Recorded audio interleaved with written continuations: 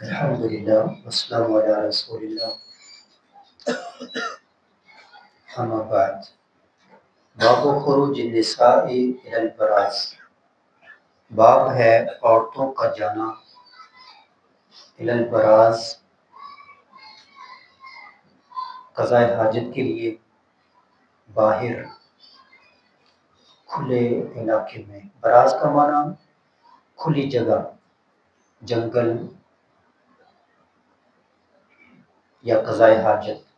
قضاء حاجت کے لیے باہر جانا۔ قال حدثنا يحيى بن بكير قال حدثنا الليث قال حدثني عقيل عن ابن شهاب عن عروة عن عائشة رضی اللہ عنہا، ام المومنین عائشہ رضی اللہ عنہا سے روایت ہے ان ازواج النبی کہ نبی کریم صلی اللہ علیہ وسلم کی بیویاں کننا یخرجنا جایا کرتی تھیں باللیل رات کے وقت، اذا تبرزنا جب وہ قضاء حاجت کو جاتی المناصع، مناصع کی طرف۔ مناصع کا معنی بھی لکھا ہوا وہ سعید، اور یہ میدان تھا افیا کھلا، تو کھلا میدان جیسا کہ دیہاتوں میں اطراف میں کھلی جگہ ہوتی ہے، تو وہ کھلی جگہ تھی، وہاں جایا کرتی تھی قضاء حاجت کے لیے رات کے وقت اندھیرے میں۔ فقانا عمر رضی اللہ عنہ یقول کہتے نبی کریم صلی اللہ علیہ وسلم کو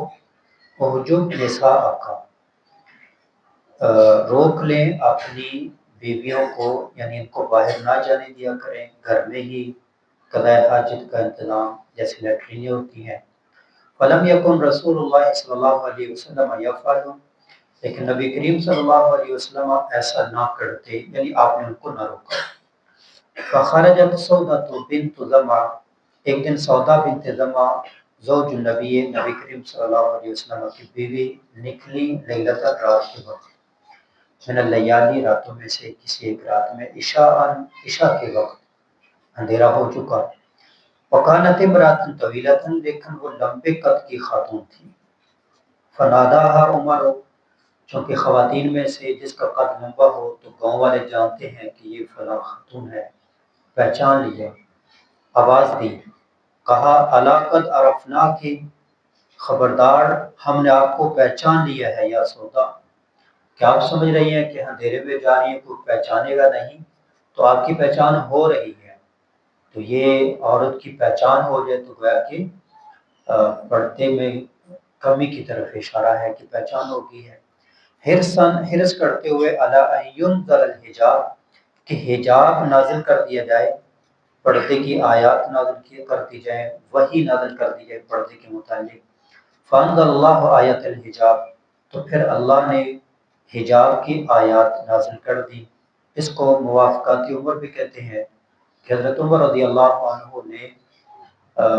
کہ ذہن میں جو بات آئی تو اللہ کے قانون کے اندر بھی وہی بات تھی۔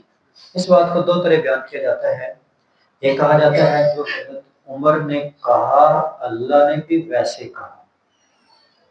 اور ایک ہے کہ جو اللہ نے نازل کرنا تھا تو حضرت عمر کے ذہن میں ویسے آ گیا، وہ پہلے آ گیا ذہن میں۔ تو موافقت عمر، جیسے آج طلبہ میں سے طلبہ اس بات کو سمجھے کہ کوئی کہے کہ میں جو یہ موقف بیان کر رہا ہوں ابن حجر کا موقف بھی یہی ہے۔ ایک ہے کہ یہ کہو کہ جیسے ان کا موقف ہے مجھے بھی ویسے ہی سمجھ آتی ہے، یعنی ان کو بڑا کرو اپنے آپ کو چھوٹا کرو، اور ایک اپنے کو بڑا کرو اور ان کی بات اپنی بات کی جو ہے نا وہ ذیل میں لے کر آؤ، جیسے ایک اسٹوڈنٹ جو ہے وہ تعارف کراتے ہوئے ایک ہے کہیں کہ فلاں جو عالم ہے وہ میرے والد ہیں، ایک ہے میں ان کا بیٹا ہوں، ایک ہے میں ان کا بیٹا ہوں، جیسے کلاس فیلوز تعارف کرواتے ہیں کہ میں ان کا کلاس فیلو، ایک ہے وہ میرے کلاس بڑا آدمی، اچھا وہ میرے کلاس فیلو، ایک ہے میں ان کا کلاس فیلو، نسبت کرنی ہے نا کس طرف کرنی ہے۔ تو موافقات عمر میں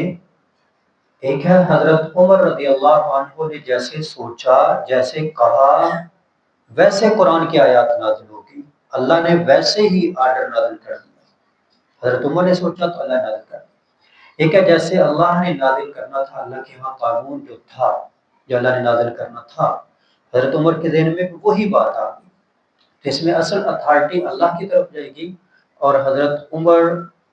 کے ذہن میں وہ بات آ گئی جو اللہ نے نازل کر دی تھی۔ ایک ہے جو حضرت عمر نے کہا وہ اللہ نے نازل کر دیا، اس میں اتھارٹی مل گئی عمر رضی اللہ عنہ کو، ایسا نہیں، بلکہ جو اللہ نے وہی نازل کرنی تھی تو حضرت عمر کے ذہن میں